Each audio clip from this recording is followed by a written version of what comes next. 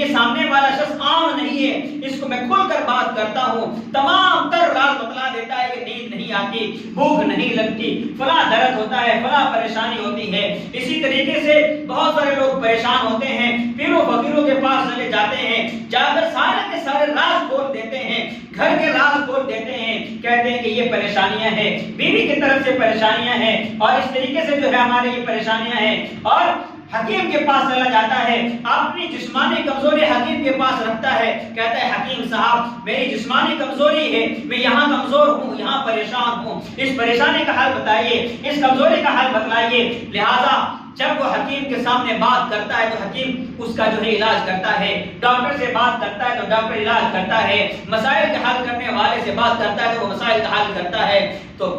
علماء فرماتے ہیں کہ ایمان والے کو چاہیے کہ اپنی نماز کو جاندار بنائے، جب ایمان والے کی نماز جاندار بنے گی، یہی ایمان والا نماز کے لیے کھڑا ہوگا، قربانی سب سے پہلے یہ دے گا کہ وقت کی قربانی دے گا، اپنے دنیا کے مشاغل سے نکل کر جو ہے اللہ کے گھر میں داخل ہوگا اور اللہ کے لیے کھڑا ہو جائے گا، پاک صاف ہو جائے گا، پاک صاف ہونے کے بعد میں اللہ کے دربار میں کھڑے ہونے کے بعد میں سب سے پہلے کہے گا اللہ اکبر، اسے تکبیر تحریمہ کہتے ہیں۔ اس تکبیر تحریمہ کو تحریمہ اسی لیے کہتے ہیں کہ اس سے قبل کی جتنی چیزیں حلال تھی وہ حرام ہو گئی، اب یہ نماز میں کھڑا ہو گیا، اب اس کی دکان کے مسائل حرام ہو گئے، اب اس کے کھانے پینے کی چیزیں حلال جو تھی وہ حرام ہو گئی، اب اسے بات چیت کرنا حرام ہو گیا، اب اسے دیکھنا ادھر ادھر حرام ہو گیا، اب اسے خیالات کا لانا ساری چیزیں بند ہو گئی، اس لیے کہ اب یہ رب کے سامنے کھڑا ہے، اس نے سب سے پہلے جو تکبیر کہی اللہ اکبر، اللہ تو سب سے بڑا ہے۔ جب اس نے اقرار کر لیا کہ باری تعالیٰ تو سب سے بڑا ہے،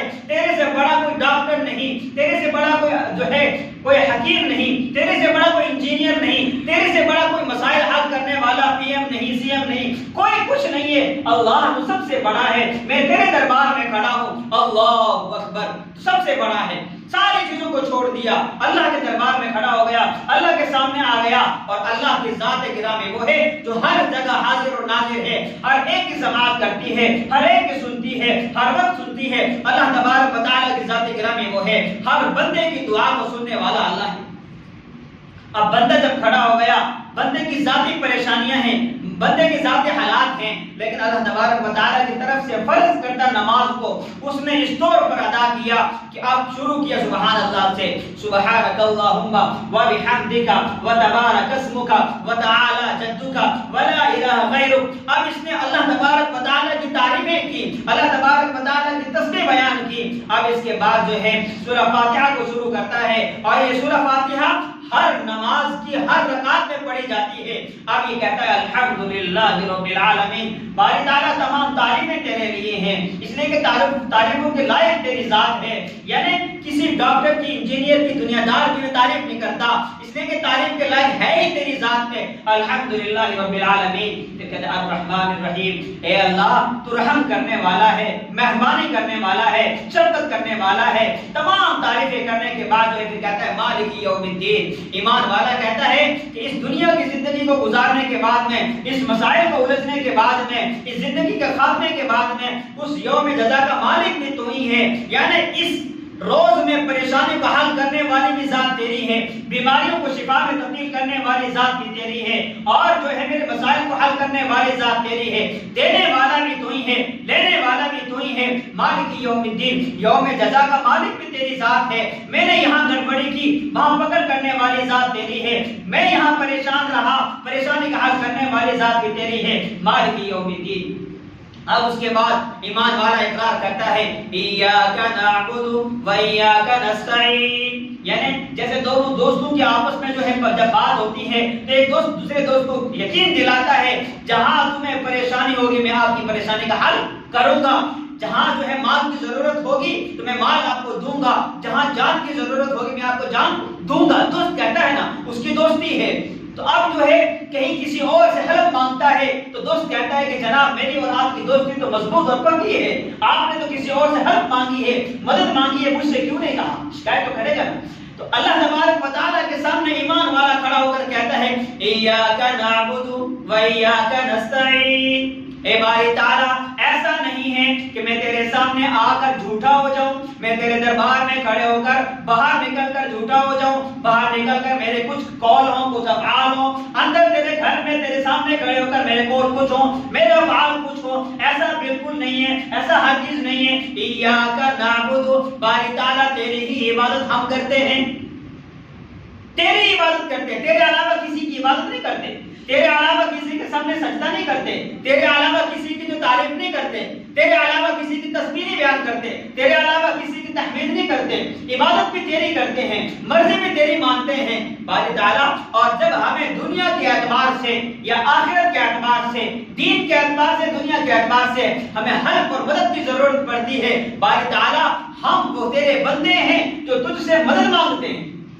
मदद किससे मांगते हैं? अल्लाह से मांगते हैं, दूसरे से नहीं मांगते हम। नहीं, हमारे पास माल नहीं है, हमने अपने हाथ को दूसरों के सामने फैला दिया, दस्त को जो है दराज कर दिया है, फैला दिया और यूं कहा कि हमें जो है मदद करो, हमारी हेल्प करो। बारी ताला हम ईमान वाले बंदे वो नहीं है कि हम गैरों के सामने अपने हाथ को फैलाएंगे, अपने दस्त को दराज करेंगे और यूं कहेंगे भाई हमारे माली एतबार से हम कमजोर हैं, हमारी हेल्प करो। ईमान वाला हर नमाज में, हर रकात में कहता है हम किसी से मदद तलब नहीं करते, बिल्कुल नहीं करते। और जब ईमान वाला इकरार कर रहा है हर रकात में, हर नमाज में, हर दिन में और 5 वक्त में कितनी रकातें होती हैं, उतनी मर्तबा इय्याका नअबुदु व इय्याका नस्तईन पढ़ रहा है। जितनी रकातें हैं, जितनी नमाजें हैं एक दिन में, अब आप अंदाजा लगाइए कि एक दोस्त से आप दिन में 2 मर्तबा वादे करते हैं, 2 मर्तबा कसम खाते हैं। जब वादा खिलाफी होती है दूसरे दिन वो दोस्त टूट जाता है, कहता है कि आप तो बेईमान हो। क्या कहेगा? बेईमान हो आप,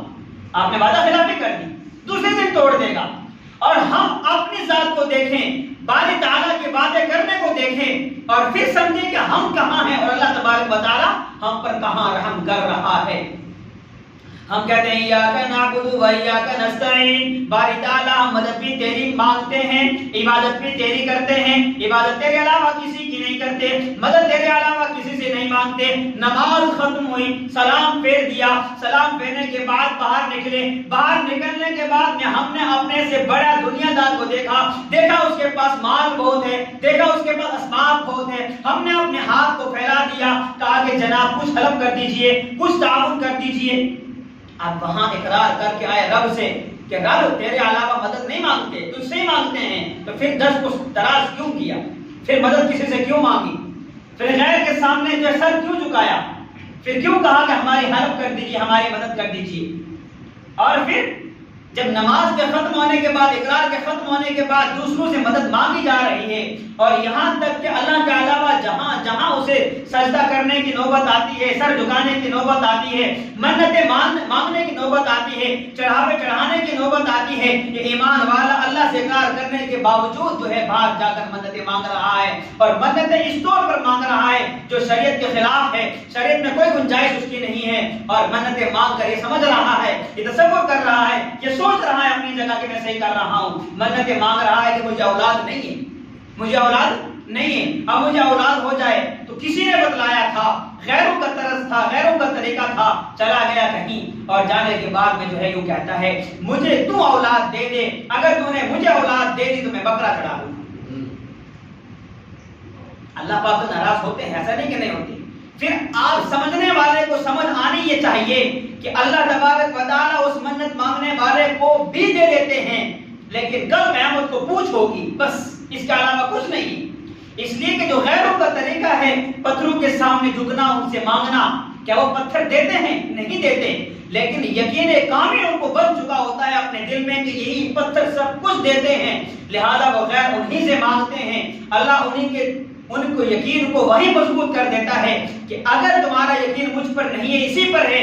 डटे रहो, जमे रहो, लगे रहो। जब कल क़यामत को उनको भी पूछ होगी जिनसे मांगा जाता था, उनको भी पूछ होगी जो मांगते थे, तो तब जो है पता चलेगा देने वाला कौन था और जो है हम मांगते किससे थे। इसी तरीके से ये ईमान वाला जो हर नमाज में, हर रकात में वादा अल्लाह से करके जा रहा है, बाहर जाकर किसी और से मांगता है, تو اس کو پوچھ ہوگی اے بندے تو میرے سامنے کھڑا ہو کر نماز پڑھتا تھا، 5 وقت مسجد میں آتا تھا، 5 وقت میں کتنے رکعتیں پڑھتا تھا، ہر رکعت میں یہی وعدہ کرتا تھا، وعدہ کرنے کے بعد جو ہے باہر جا کر تو اپنی مدد کسی اور سے مانگتا تھا، تو اپنے کاروبار میں دھوکہ نہیں کرتا تھا کہ میرا مال بڑھ جائے گا، تو یہ یقین کامل نہ تھا مجھ پر، تو جو ہے فریب کرتا تھا، لوٹ گھسوٹ کرتا تھا، رشوت خوری کرتا تھا، سود لیتا تھا، سود کے کاروبار کرتا تھا، یہ سارے کے سارے تیرے دھندے تھے، لیکن پھر بھی مجھ سے تو وعدہ کرتا رہا، میں نے تیرے اس وعدے کو جو تو وعدہ خلافی کرتا رہا باہر جا کر، کبھی جو دوسرے دن یہ نہ کہا کہ تم بے ایمان ہے۔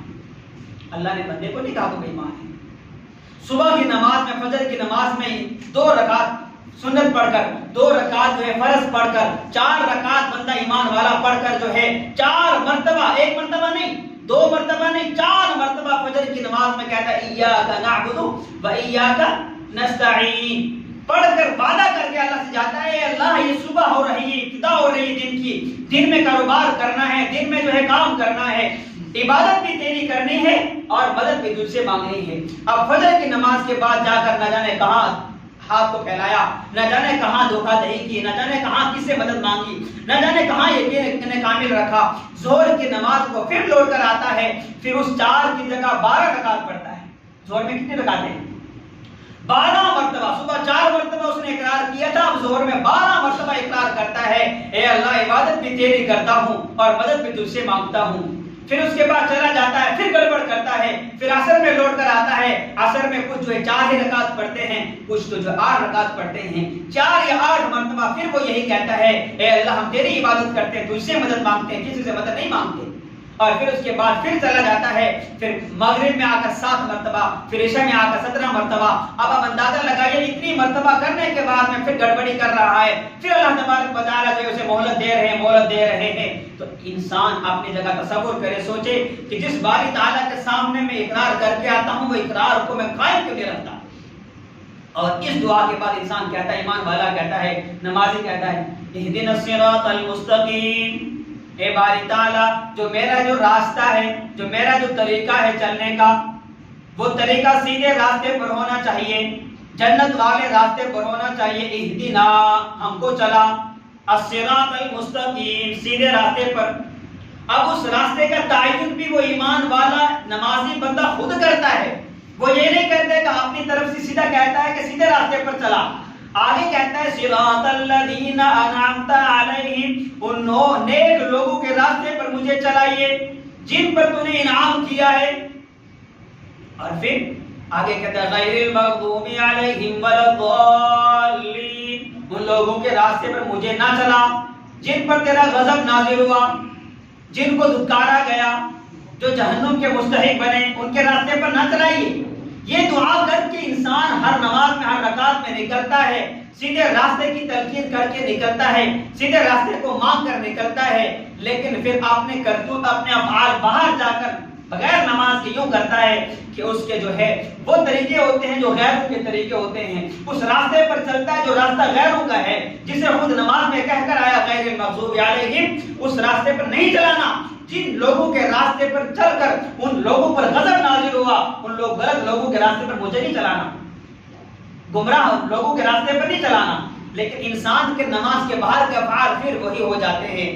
تو یہ ایمان والا ہر نماز میں، ہر رکعت میں، ہر دن میں وعدہ کر رہا ہے، تو ایمان والے کو چاہیے کہ اپنے وعدے پر برقرار رہے، اپنے یقین کو مضبوط کرے، اور اپنے یقین کو اللہ کے ساتھ مضبوط رکھنے کے بعد میں اس ایمان کو، نماز کو جو ہے جاندار بنائے۔ جب ایمان والے کی نماز جاندار بنے گی تو پھر ایمان والے کی نماز جاندار بننے کے بعد میں اس نماز کو ختم کرنے کے بعد میں یہ ہاتھ اللہ کے سامنے اٹھائے گا، اپنی زبان میں اللہ کے سامنے جو ہے دعا کرے گا۔ یہ ضروری نہیں عربی میں کرے گا، اردو میں کرے گا، فارسی میں کرے گا، نہیں، اپنی زبان میں، اس لیے کہ دنیا میں جتنی زبانیں ایجاد ہیں یا آئندہ ایجاد ہوں گی وہ اللہ کی ایجاد کردہ زبان ہے۔ اللہ تبارک و تعالیٰ تمام زبانوں کو جاننے والا ہے، انسان دوسری زبان کو جان اور بول نہیں سکتا، سوائے یہ کہ 3 سے 4 زبان انسان بول سکتا ہے یا جان سکتا ہے یا جو ہے اس پر مہارت حاصل کر سکتا ہے۔ بہت حد ہوگی کبھی 10 کرنے کا، لیکن دنیا میں صرف 10 اور 20 زبانیں نہیں ہیں بلکہ لاکھوں اور کروڑوں زبانیں ہیں۔ تو تمام کی تمام زبانوں کا خالق اور مالک اللہ ہے، تمام زبانوں کو سمجھنے والا اللہ ہے۔ یہ ایمان ہمارا نماز کے بعد، جاندار نماز پڑھنے کے بعد میں ہاتھ اٹھائے گا، ہاتھ اٹھانے کے بعد میں اپنے مسائل کو اللہ کے سامنے رکھے گا، اللہ سے دعا کرے گا، اللہ تبارک و تعالیٰ تقدیر کو بدل دیتے ہیں۔